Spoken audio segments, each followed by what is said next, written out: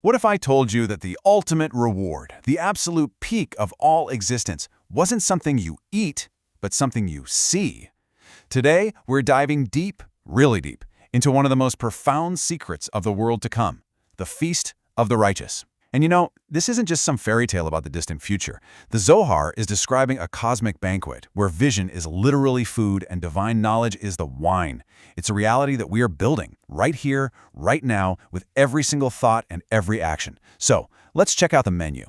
So here's our roadmap for today's journey. It's a 6-part exploration. First, we're going to try and visualize this feast of pure light. What does it actually look like? What does it feel like? Then we'll get into streaming from the source, where we'll translate this ancient idea into a language we can all understand. Yep, and after that, we're going to look under the hood at the cosmic engine to see the spiritual physics that make it all work. Then we'll get practical with powering up the soul and discover the true nature of the wine of creation. And probably the most important part, we're going to end by figuring out how to claim your seat at the table, showing you how this whole cosmic feast actually begins today. Okay. So it all kicks off with this breathtaking paradox right out of the book of Exodus, which the Zohar uses as the cornerstone for this entire idea.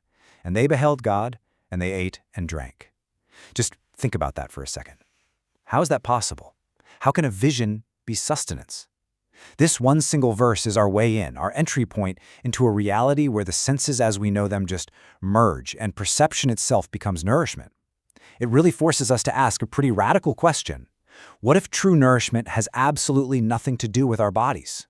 So let's really try to paint a picture of this feast. First, just forget everything you think you know about a physical hall. There are no walls of stone, no wood. The Zohar describes a reality where the souls of the righteous are clothed in something called a garment of light, a body that's literally luminous, and the environment, the hall itself, it's made of that very same stuff, pure divine radiance, a light that's flowing from a place beyond our comprehension, beyond the throne of glory. This isn't just about seeing light, it's about being in the light, being made of the light. And then there's a sound, but it's not a sound that enters your ears. The Zohar's editions talk about a pillar of music that rises and falls, a vibration that is the actual frequency of creation. The righteous don't just hear this music, they are completely attuned to it. It resonates inside their light bodies, nourishing them with its harmony, bringing this incredible sense of peace and wholeness that's just beyond any melody we could ever hear on earth. It's literally the symphony of existence itself. And this really captures the state of everyone there. You have the righteous souls just basking in this divine emanation, this ziv hashkina. They're not consuming anything physical.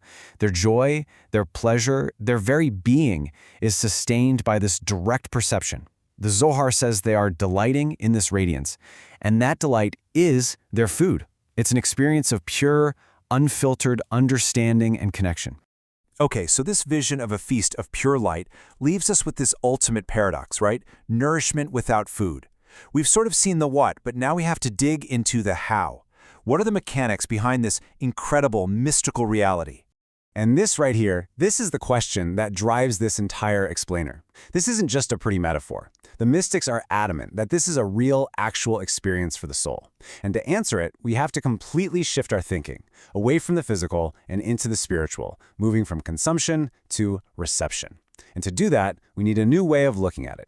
And my friend here has a really fascinating way of framing this for our modern minds, using an analogy from a world the mystics couldn't have even dreamed of. Thanks. That's so true. You know, the concepts we're about to get into are thousands of years old, but sometimes a modern analogy can be the key that unlocks it all. For this section, streaming from the source, let's think about how we get pretty much everything today, through technology. Because what the mystics were describing was in essence a kind of spiritual technology. Now, what I love about this is how it just lays out the fundamental shift. On the left, that's our world. We take in physical stuff, food, and our bodies have to go through this whole complicated digestive process just to get some energy out of it. It's kind of inefficient, right? Full of waste. But then you look at the right, the spiritual model. The input is pure radiance. The soul's only job is reception, and the output? It isn't just energy. It's a higher state of awareness, a deeper consciousness. It's a direct feed from the source. Let's break this down. Step 1. Imagine the Ein Sof, the infinite, as the ultimate cloud server. It holds all data, all energy, all consciousness, a limitless source. But you can't just plug into that. The sheer bandwidth would vaporize you. So that brings us to step 2, the Tzimtzum, the original constriction.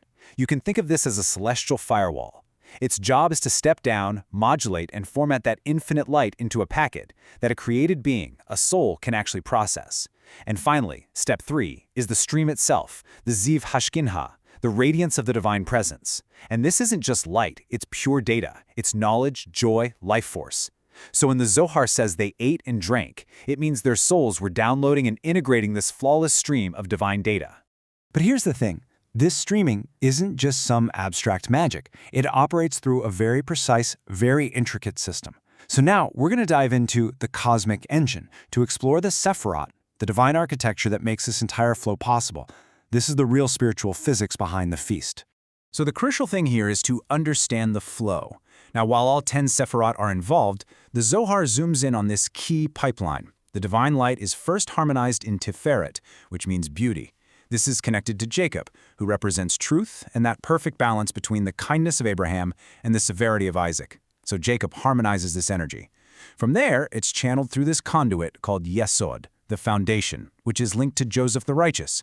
I mean, Joseph's entire life was about channeling divine blessing into the physical world, right? He's the ultimate conduit. And where does he channel it to? It all flows to the final vessel, Malchut, or kingdom. Malchut is associated with King David, and it represents the divine presence in our world, the collective soul, the ultimate recipient of all this divine nourishment. So, the righteous soul becomes a perfected part of Malchut, tuned perfectly to receive this direct flow. The Zohar gives us this incredible visual to help us understand this whole transformation. It compares it to a sacrifice. The offering is brought, and its blood is red, Adam. This represents din, judgment, the raw, unrefined state of our physical world and all its limitations. But when it's consumed by the fire on the altar, the smoke that rises is white, lavan. This represents chesed, pure mercy and loving kindness. So this feast is like a cosmic alchemy, where the redness of our limited, judgmental, physical existence gets transformed and elevated into the pure whiteness of divine light and mercy. It's a fundamental shift in the very nature of what it means to be. And this whole process has a blueprint. In these texts, numbers are never just random. The Zohar points all the way back to the first day of creation, where the Torah says the word light, or 5 times. That's not just repetition. It corresponds to 5 different dimensions of that original light, which are ultimately designed to be channeled into the 5 levels of the soul: Nefesh, Ruach, Neshama, Haya, and Yekidah. Now, that primordial light was considered too powerful for the wicked, so it was hidden away, reserved specifically for the righteous in the world to come. So what are they eating at this feast? They are partaking of the original, unfiltered, 5-dimensional light of creation itself, which is, wow. Okay, so we've just gone through some really deep spiritual mechanics, but the beauty of this wisdom is that you can understand it on so many different levels. So to make this concept really hit home, we're going to switch gears a little and explore 2 really powerful modern analogies for powering up the soul. All right, for all the gamers watching, think of your soul as your character in the ultimate RPG. Down here, in this world, you level up by consuming physical items, right? Potions, food, whatever. But in the world to come, the game totally changes. The world is filled with these glowing light orbs of divine radiance. And each orb contains pure experience, a new secret of the universe, a deeper understanding of the Creator. Eating at the feast is just your character moving through the space and absorbing these orbs. And with each one, you don't just get more HP, you literally level up your consciousness. You unlock new perceptions, new abilities, until you reach this state of infinite spiritual energy. Game over. You won. And for those of you who think more in terms of engineering or maybe science fiction, we can frame it like this. Stage 1, that's our current human state, material dependency. Our hardware, our body, it needs constant physical fuel to run. Stage 2 is the work we do in this life, energy conversion.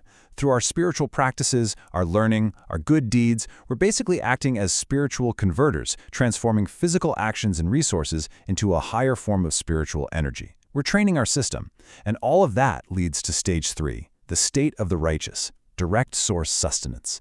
The soul has evolved its hardware to the point where it doesn't need physical stuff anymore. It can plug directly into the cosmic grid powered by the pure, unmediated light of the divine source. It's the ultimate evolutionary leap. Those analogies are great for helping us get the process, but what is the actual substance of this feast? What are they consuming? To understand that, we turn to our 5th section, the wine of creation, which reveals that this feast isn't just a single meal, it's an eternal process of discovery. This has to be one of my all-time favorite quotes from the Zohar on this. It says the drink at this feast is the well-preserved wine in its grapes from the 6 days of creation. So, what is this wine? It's all the secrets of Torah. It's the deepest reasons for existence, the things that were hidden from the very beginning of time. Drinking this wine is the experience of having those secrets revealed to you, of finally understanding the why behind absolutely everything. Every single sip is a new revelation. So, let's just tie this all together. This feast is the point where joy and knowledge become the exact same thing. The pleasure isn't about taste or touch, it's intellectual and spiritual. The delight comes from that aha moment of understanding, just stretched out for eternity. That's it, exactly. It's a state of being. It's a continuous process of learning and growing. The Zohar says the righteous will get to a point of complete understanding, where they know their Creator in their hearts as clearly as if they were seeing with their own eyes. So the ultimate definition of spiritual pleasure, the highest possible reward, is simply this: the direct, unmediated perception of divine truth, forever deepening and forever expanding. Which brings us to our final and, maybe our most important section, your seat at the table. Because this glorious cosmic vision, it isn't just some distant fantasy. It's a reality we are either building or not building with every single moment of our lives right now. Let's bring this home. This is really the crucial takeaway. The Zohar explains that every single time you learn a new insight in Torah, every time you do a good deed with real intention, you are getting a tiny taste of the world to come. You're essentially training your spiritual palate. You can't go from a diet of junk food to appreciating a 5-star gourmet meal overnight. It's the same idea. We have to build our capacity to digest this divine radiance. We are literally building our soul's vessel, expanding its ability to receive and delight in the spiritual light, with every conscious, meaningful choice we make every day. And so, this entire journey leaves us with a final and very personal question.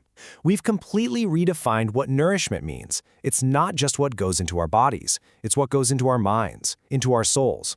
So the question we want to leave you chewing on is this: if nourishment is knowledge, connection, and awareness, what are you feeding your soul today? What information, what experiences, what connections are you choosing to build your spiritual self with? Because that is the diet that prepares you for the feast. Thank you for joining us for this complete journey through the Pardes. We hope these ancient truths help you and your family improve your own dimensions this week. If you enjoyed this full chapter deep dive, please like, subscribe, and share which part of the journey touched your soul in the comments. We'll see you in the next chapter.